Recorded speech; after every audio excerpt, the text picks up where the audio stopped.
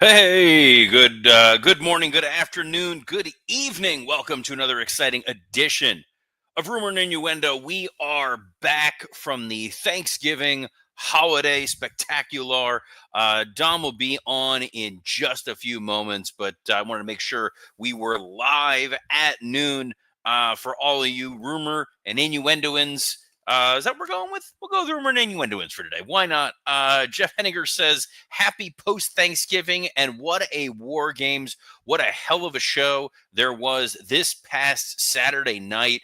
A great week of wrestling for those of you who got a chance to tune in. I thought that, Raw last week was a very strong episode of Monday Night Raw going into a pre-taped episode of SmackDown that still had a lot of good, strong content for those of you who tuned in, saying hi to the wrestling old head. Hey, all in the R&I verse. One big takeaway from Survivor Series: no surprise is the biggest surprise, and I kind of agree. We had some thoughts and ideas of what we were anticipating seeing the beginning of the show. We thought, hey, maybe this is going to happen, maybe this is going to happen. And when the show came to a conclusion after a very long 12, 13 minutes of everybody kind of high-fiving and hugging one another, it just sort of ended. Jennifer V says, I miss the Dom intro. Maybe the only person who misses that very loud hey. I can't stand it. Drives me absolutely bonkers, blows out my eardrums. But he is the best, and he will be joining us shortly. So we will dive right in to Survivor Series. And as Wrestling Old Head said, look, the biggest surprise was that there were no surprises. And sometimes that's okay. Your narrative has earned you the right to come to a natural conclusion. We were seeing baby faces versus heels. There were dynamics at play. And in both the men's and the women's War Games match, they went with a happy ending for that crowd. Not a Blue Chew ad happy ending segue, by the way, mind you. That was just a regular happy ending. But yes, the women's War Games match kicked things off, and it seems like there was a couple of consistent notes, feedbacks, things that I saw. First and foremost was the performance of Nia Jax. That was very much out of place. I think Nia has gotten better than where she was at, but she is absolutely not at a level where you want to start a War Games with her. Some of the folks who I think did stand out in that women's War Games match and really look great. I thought Tiffany Stratton looked very crisp in a lot of the moves that she did. There were a lot of moments where she had that additional step, that additional spring in her action that made you think this is someone who's going to be a bigger star going forward. I think there was a handspring elbow spot that she did, and the immediacy, the crispness of her delivery of the move was readily apparent that this is someone who is prepared for a bigger stage. The interactions with the women throughout it made a tremendous amount of sense, and I think that's something that in 2024 we maybe take for granted a little bit. 2, 3, 4 years ago, that might not have necessarily always been the case. The fact that there was still lingering tension between Bailey and Io Sky because of what happened with Damage Control was a really nice callback. The Candice LeRae and Tiffany Stratton moment where Tiffany went to go leave the cage and Candice cut in front of her because they're both sort of competing for the loyalty of Nia Jax was a really nice moment. The mask that they chose to put on Rhea Ripley to cover up the already broken orbital bone was a really cool touch. She had the face paint underneath it with a scar tattoo and a tattoo paint over her eyes and a permanent tattoo. That's kind of insane. But what and Lou 4237 always on point. Nia was swinging that chair with the feather touch of Gerald Briscoe swinging at Austin. If I had to choose between overly reckless Nia Jax or slightly less reckless Nia Jax, I'm going to choose feather swing Nia versus lady who almost cost us Becky Lynch. And, Nia hit that chair better late than never. And speaking of better late than never, Mr. Dominic D'Angelo is here. What's up? How are you guys doing? Happy Monday. Wow. We survived Survivor Series, Robert. We did. We're talking about the women's War Games match and some of the standouts from it. I think the Io Sky dive off the top of the cage with the trash can. Yes, we've seen it before. Yes, it's called back to another spot. It still looked damn impressive. It was, yes. The big except I'm not sure how much you covered regarding the match itself, but the big exception I kind of took was a lot of those time spots and everything like that, and it did throw off a little bit of the rhythm of the match itself, and kind of just did not make it feel like a War Games match in certain ways. So, see, I kind of disagreed. I didn't mind that. I feel like you're going to lay out a number of spots. There's going to be a number of moments that are going to happen. It's very tough to pull off a War Games match and make it work seamlessly. And at the end of the day, I think the moments that people remember the most in terms of a storyline was Tiffany Stratton pulling out the Money in the Bank briefcase, looking at Liv and Nia, who were both laid out. You're not sure who's she going to cash on. Is she going to cash in on one of them? Or is she going to betray her team? And then Raquel Rodriguez stepping in to go try to save Liv Morgan, only to wind up getting handcuffed and neutralized for the match, which then freed up Rhea Ripley to go after Liv to ultimately get the pin. And from that perspective, from a narrative story, I love that was the ending. It's the baby faces won. Everybody's happy to some extent. And now we can move forward with Liv, who has Io Sky as her next challenger. She clearly got pinned by Rhea Ripley, so Rhea Ripley is still floating around in the ether.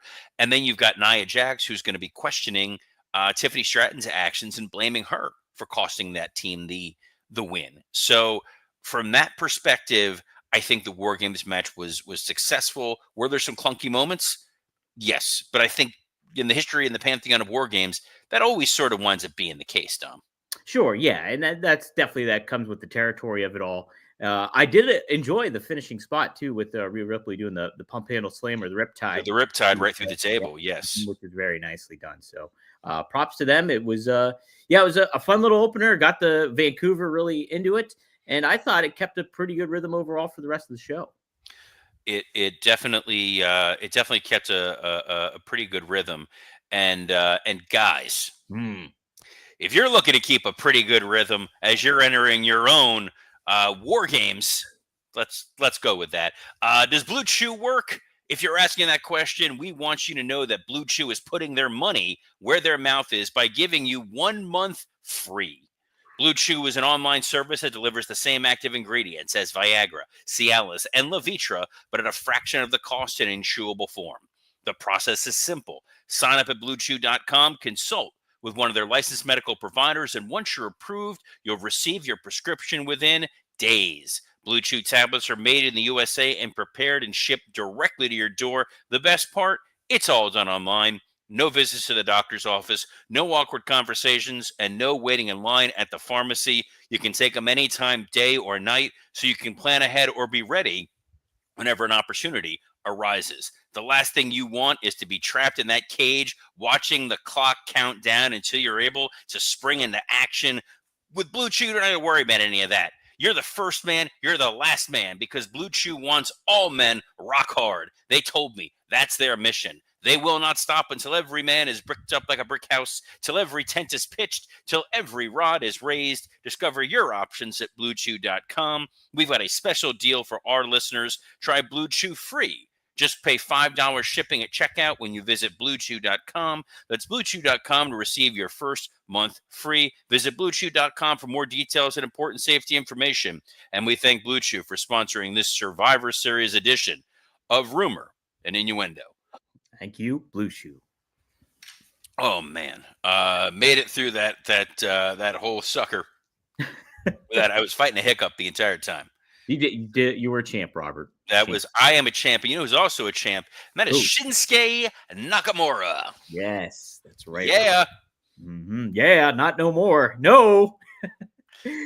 We got, Shinsuke got the win, gouged a little bit of the eyes or thumb to the eye of LA Knight and helped them secure the victory. But Robert, I think this is a good move on WWE's part. Shinsuke is repackaged. Absence makes the heart grow fonder. He's got the new look, the samurai look, and it's a good step for this United States Championship and maybe what we're going to see leading towards WrestleMania.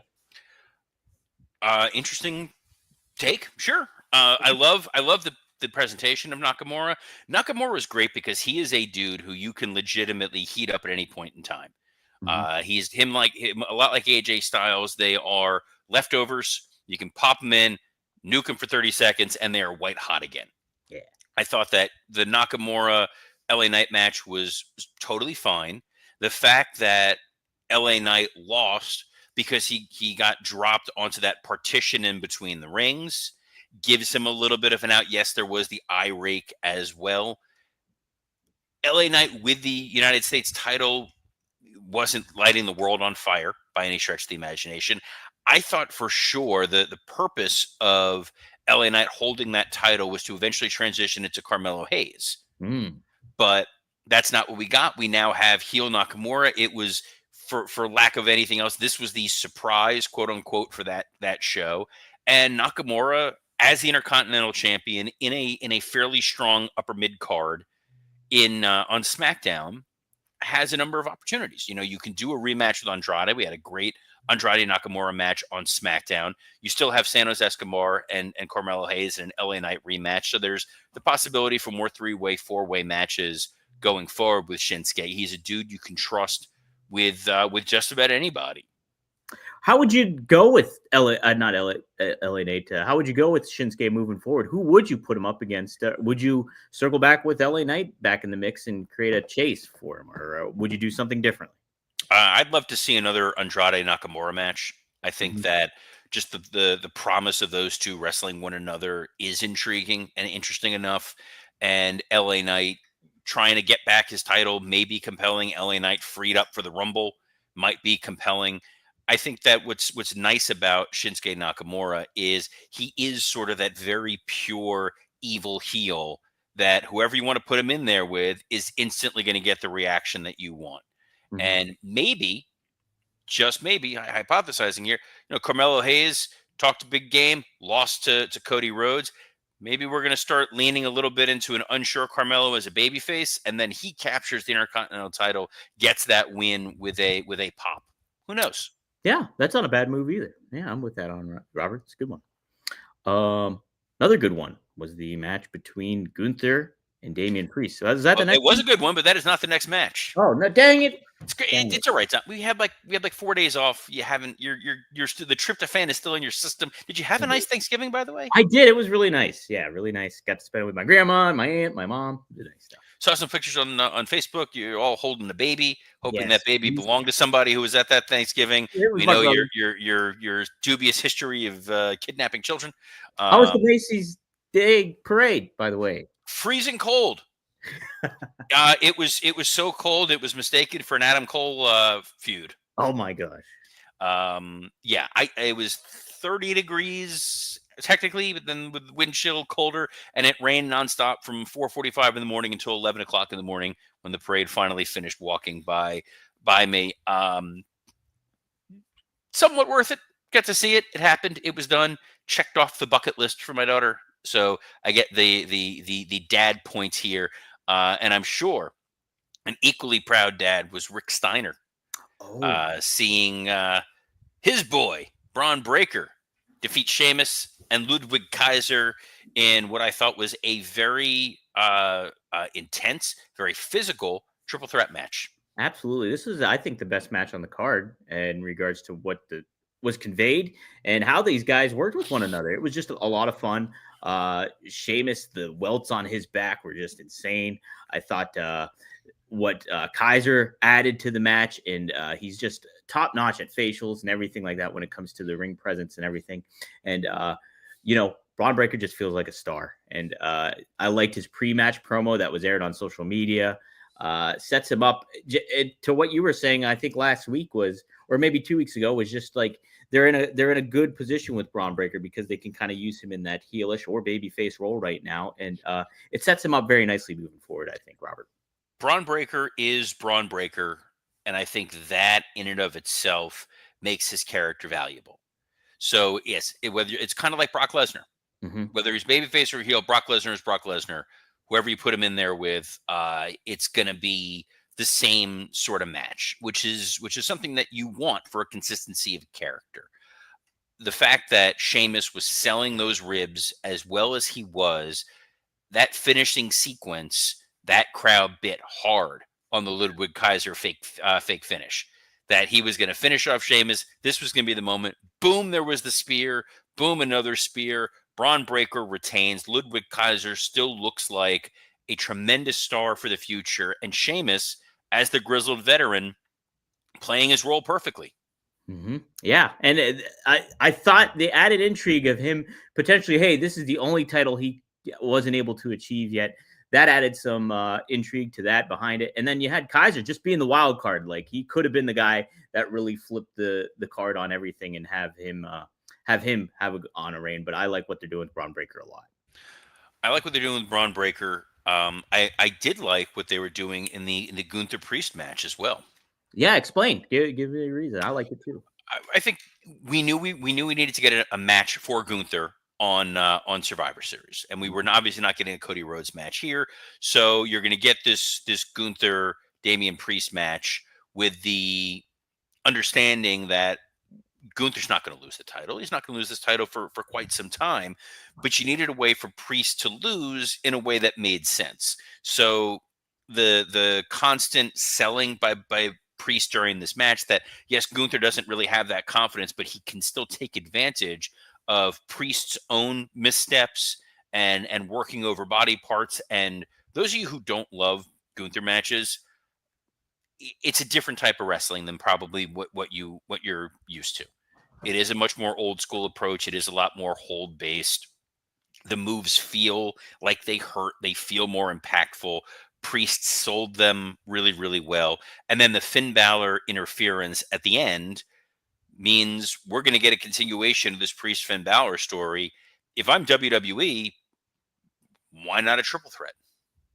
Yeah, that would make a lot of sense, I think, too, in regards. I think I liked the psychology used in this match. I thought they protected Priest very well in here. I thought the shoulder story that was being told was great. And the look of doubt on Gunther's face starting off the match was very telling and really, really added to that element of it. And I also like the fact, too, that Gunther was not happy that Finn Balor interfered. That's what I was just going to say. And Johnny Disco said it here. I hope this leads to Gunther Balor feud motivated by the interference. I think that's where you're able to get a triple threat, because coming from this outcome, it does feel like, yeah, Priest should probably get another shot.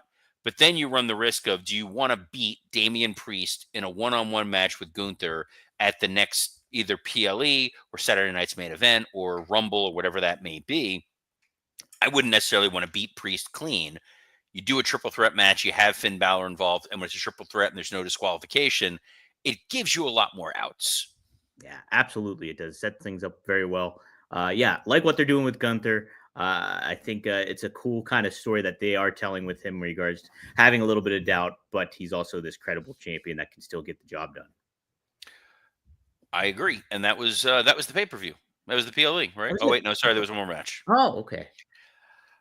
Men's War Games.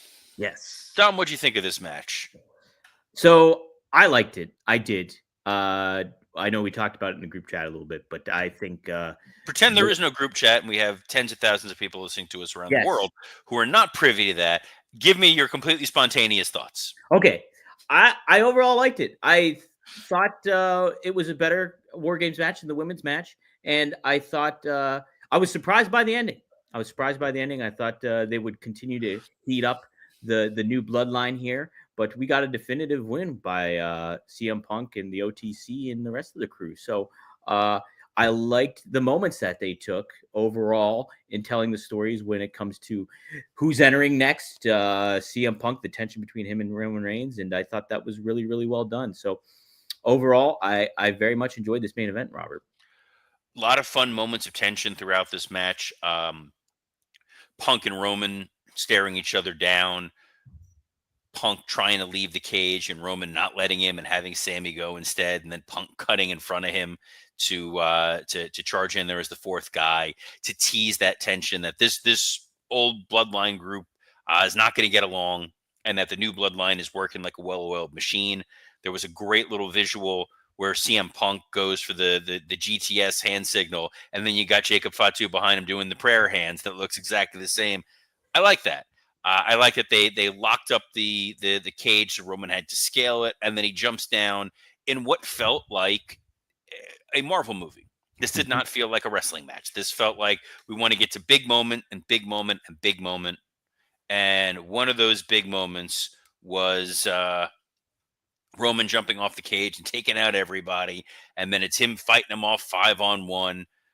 The tension between him and Punk coming to a head when Bronson Reed was on the top to do that tsunami off the top of the cage, and Punk makes the save on Roman, and then they give each other kind of the bro hug. The finish, eh. Mhm. On the one hand, it was 5-on-1, so it was all the baby faces taking out Solo Sikoa. Yep. So Solo's frustration can be on his bloodline letting him down. Mhm. And that I was still there 5-on-1 and I had to face all of them. That happens. I don't know where we really go next with these guys. Yes, we teased Punk and Roman, but then they were happy, happy, joy, joy, thanks to Paul Heyman. Yeah. And I know I kept saying I wanted to see a Sami Zayn heel turn. That would have freshened this up a little bit, I think, for sure. But as that match progressed, the more offense Sammy delivered on his solo, the more I realized, oh yeah, we're not getting that turn. And we got almost 19 minutes of 5-on-5 war games. Like once everybody was in, we still had a whole match. Yeah. So there were a lot of spots, a lot of moments. Jimmy Uso diving off the cage. We'll see what story they wind up ultimately telling, potentially on Raw, definitely on SmackDown. But that long tail at the end of that episode, at the end of that PLE, where it did feel like episodic television. It was Freudian slip. They're all in the ring celebrating. They're all happy. Then they all go up to the top of the ramp. And they're all there, and they're all happy, and they're posing, and they're posing, and they're posing, and then the show ends. And I kept thinking, what moment are we going to get? I didn't necessarily want this to be The Rock, because I don't want The Rock to say that he's immediately aligning with the losers. Sure. But then it's like, well, what is our next something? There was nothing. Mhm. This felt like the concluding chapter in a lot of ways. We know it's not. We know we're getting to Rumble and Mania, and eventually we will get CM Punk versus Roman Reigns. We will probably eventually get a Roman Reigns Solo Sikoa one-on-one match, because even though the babyfaces won War Games, Solo still has the Unifala.